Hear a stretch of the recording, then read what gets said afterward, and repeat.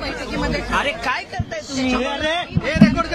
आहे तो त्यांना महिना संपायच्या आधी लाभार्थी ज्या लाडक्या बहिणीच्या आहेत त्यांना प्राप्त होईल। 2.5 लाखाच्या संदर्भात ही चर्चा सुरू आहे। 2.5 लाखाच्या आतल्या ज्या बहिणी आहेत, 2.5 लाखाचं ज्यांचं उत्पादन आहे अशा महिलांनाच भेटणारी योजना असं काही सुरू आहे का?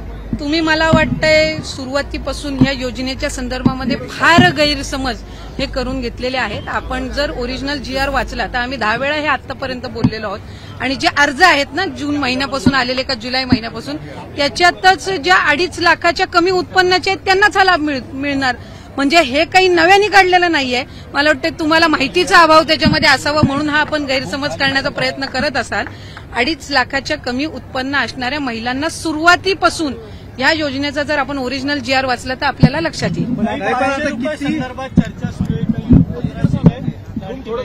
मी आपल्याला तेच सांगितलं की आपण जर लाडकी बहीण योजनेचा जर शासन निर्णय आपण वाचला जो आम्ही निर्गमित केलेला आहे, जो काही ओरिजिनल जो GR आहे त्यामध्ये ज्या महिला या इतर योजनांचा लाभ घेत आहेत म्हणजे उदाहरणार्थ संजय गांधी निराधार योजना आहे तर त्यांना 1500चा लाभ हा संजय गांधी निराधार योजनेमधनं मिळतोय तर तसाही त्या लाडकी बहीणमध्ये त्या पात्र लाभार्थी नाही आहेत। ज्या महिला या नमो शेतकरी योजनेतनं लाभ घेत आहेत त्यांना 1000 रुपये नमो शेतकरीतून मिळत आहेत।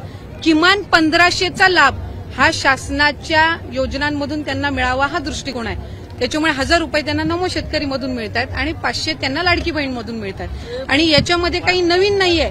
हे जे शासन निर्णय जे ओरिजिनल निर्गमित केलेले आहेत त्यानुसारच आहेत। फक्त कुठं ना कुठं तरी विरोधक असतील किंवा काही विविध जे काही आर्टिकल्स असे आले की मग सगळ्यांना असं वाटतं की हे काही नव्याने केलेलं आहे।